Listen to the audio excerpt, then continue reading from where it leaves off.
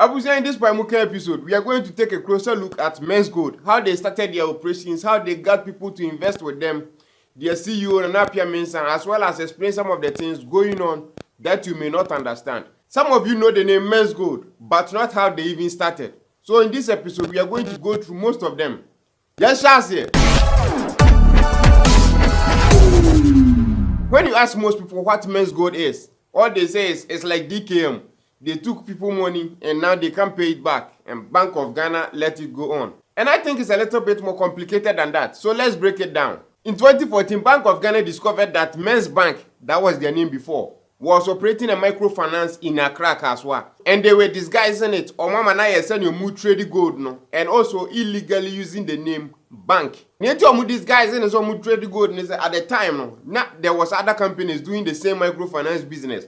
Like God is Love, Jasper Motors, DKM, you know. Ghana has had a lot of those companies going back to the 1980s. And Men's Bank didn't want people to think DS was the same thing as the other companies. So on March 11, 2015, Bank of Ghana issued a notice by publishing the name of companies that were doing business illegally. And Men's Bank's name was on that list. So what did Men's Bank do?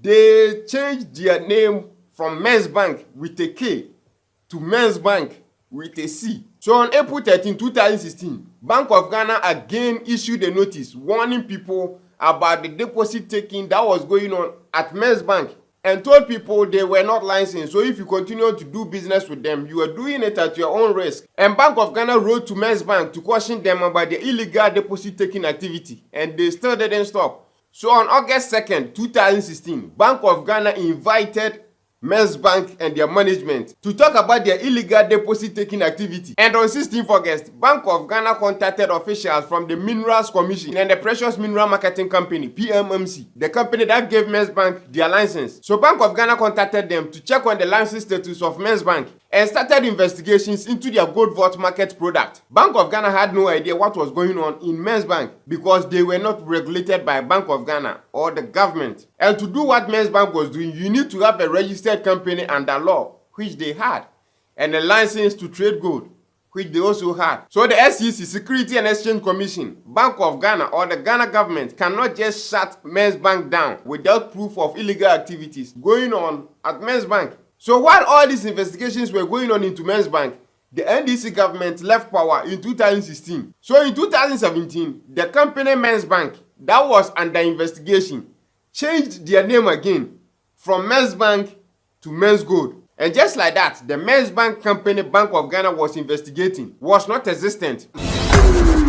So now, how did Menzgold pulled off what is supposedly one of the biggest scams in Ghana's recent history? Well, one, because of their interest rate of 7 to 12%, which basically translates to, if you invest 1 million cedis with them, by 10 months later, you will make that 1 million cedis in profit, plus your initial 1 million cedis you invested. Two, they had a business that has been operating for 3 years, even if they've had some name changes, and paid customers their profits or dividends on time on the money they invested with them. And also people telling other people that Jack, my invested with Menzgold or Mutuya Meka every month into Sukoko Investi, then people keep going. And the more that was going on, their customers were growing bigger and bigger. Three, at this point, they were getting people to join Menzgold, but not at the rate they wanted.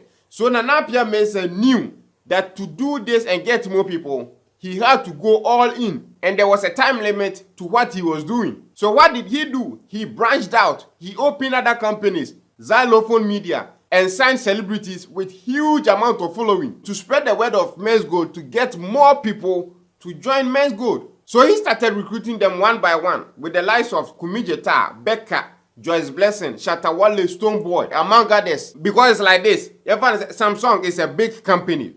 So I'm releasing new phone. No, I'm catch you say, oh, phone where they come, it's less likely for people to buy.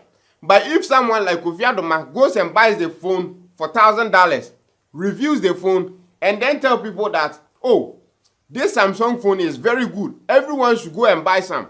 If you have the money, you are more inclined to buy the phone based on the review and recommendation of Kofi Adoma. And that was what happened here. The 12 celebrities that were signed by Xylophone had over 10 million followers online. 10 million. And most of these followers trust their celebrities to a point. So when they tell them to buy something or to go and get this thing, they tend to do so if they want that thing. And one way or the other, all of these celebrities were promoting Menzgold. So that wasn't enough. So Nana Appiah Mensah opened other companies, TV stations, radio stations to promote Menzgold, because that was where the money they used to sign all these artists were coming from. Sooner or later, it wasn't enough to just act the part, say, oh, scout discover to one from Sika. He had to also play the part. That was when we started him with luxurious cars, brand new Land Cruisers and whatever. All these crazy things to get more people to trust him. He was investing, but was very wise about the investments he was making. Recently, there was Kumi Guitar on Kofi TV, and he said his money is also invested in Menzgold, which made me think, after he signed the artist, give them car, a house, and their signing bonus, then he convinces them to reinvest that money. So basically, he is giving you money and taking the money back without you even realize. Menzgold agenda to take over Ghana was not over. So they made sure their name was kept in the news. So whatever thing they were doing, they made sure it was at the topmost. Omoko events are Land Cruisers as on so by 15. Then the news will pick it up. Omoko Ebony a year normal bonds and 50,000 CDs. The news pick it up. Almost sponsor Premier League, $10 million. The news picked it up. So it was, they were constantly in the news all the time. And the more that you are in the public eye promoting something, the more people are opened and inclined to join that thing. People at TV stations, radio stations were promoting their product by talking about them. Even online bloggers were begging Menzgold, Nana Appiah Mensah, for phones and laptops, which was disgusting. Bloggers dia omo ewo Ghana. Omo say omo person omo wish Nana Appiah Mensah, CEO of the company. Merry Christmas. Now omo assembly and so at the tuna name it. You be wishing Nana Appiah Mensah aka number one. A happy Merry Christmas and a Happy New Year. December about Christmas about Nana you show anymore. There are certain things yeah, the cage man I made my say laptop, maybe to say iPhone. But me say Nana, my Christmas wish say over me iPhone X. iPhone X and I say iPhone 10. What do my answer that was say? iPhone X, He went up and up and up and up to the president of the nation, Nanado, which we all saw in this picture right here. Which people says Nanado endorsed his business, which is not true. Let me explain. According to the Deputy Minister of Information, Pius Enam Hajide, this was how Nanado and Nam1's picture came about. Nam1 was part of a 10-member GFA, Ghana Football Association, and CAF, Confederation of African Football Delegation, that visited Nanado at the Jubilee House. Mr. Hajide, who was the then Deputy Minister of Youth and Sports, said Nam1 was part of that delegation because at that time, Xylophone Cash was the #1 sponsor of the Premier League. So that was how Nam1 got to take a photo with the president of Ghana, and not necessarily that Nanado endorsed his business. Menzgold worked their plan not just through celebrities they signed on Xylophone, but other top artists like Sarkodie and other top people. Sarkodie's wife even at a point got into trouble for defending Menzgold, and not just her, but other people that have invested their money into Menzgold. Even now, people still defend Menzgold and blames Bank of Ghana for this mess. 7, they had companies in other countries around the world,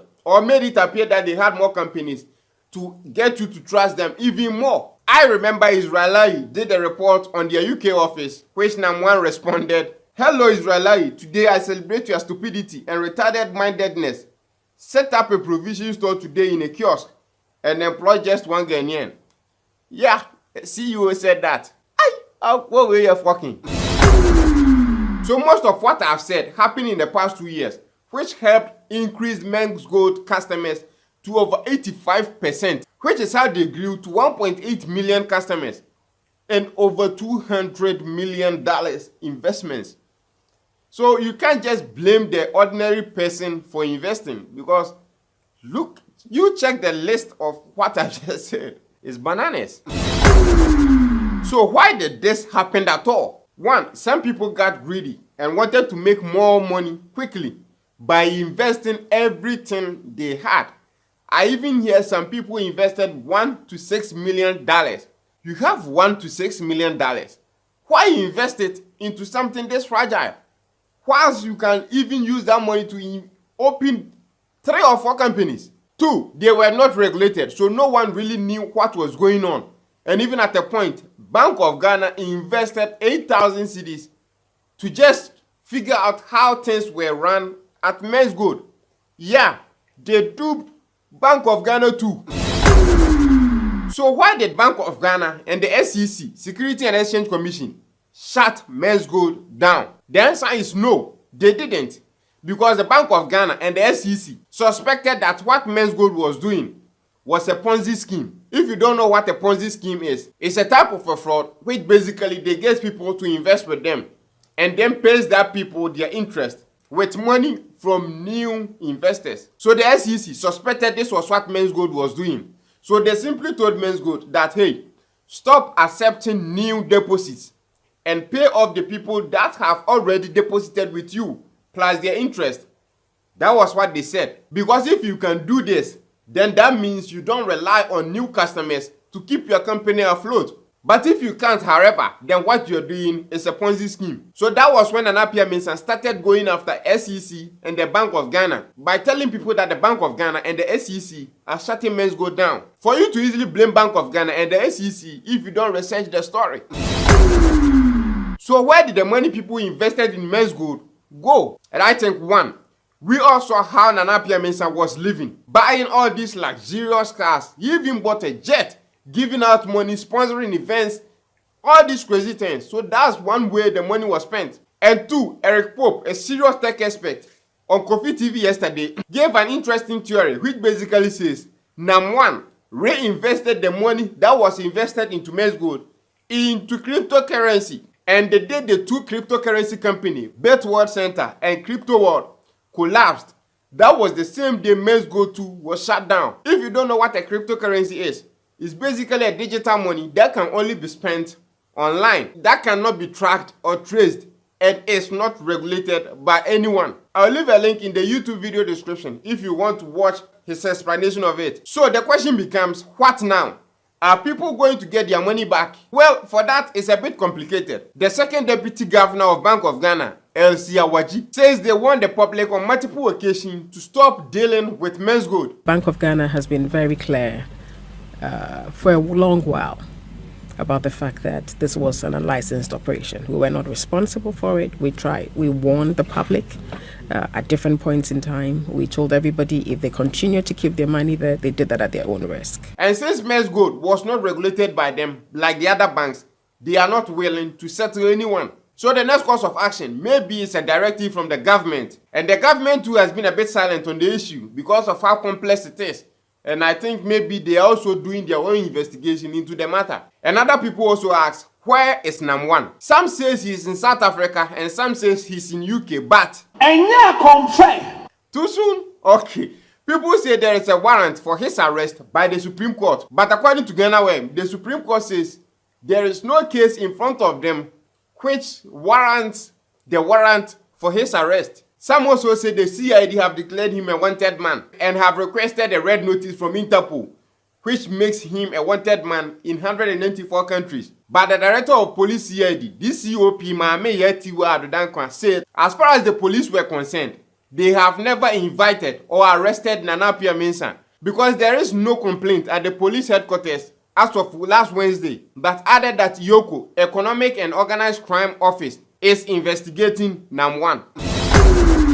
I hope this video helped you understand a bit into the Menzgold saga. And if it helped you, then it will probably help someone else. So please do me a favor and share this video for me. There's more I wanted to add, but the video has been too long. If you haven't already, then please subscribe to my YouTube channel for more videos like this. Follow me on Instagram for any update on Maghreb TV. Till we meet again, my friends.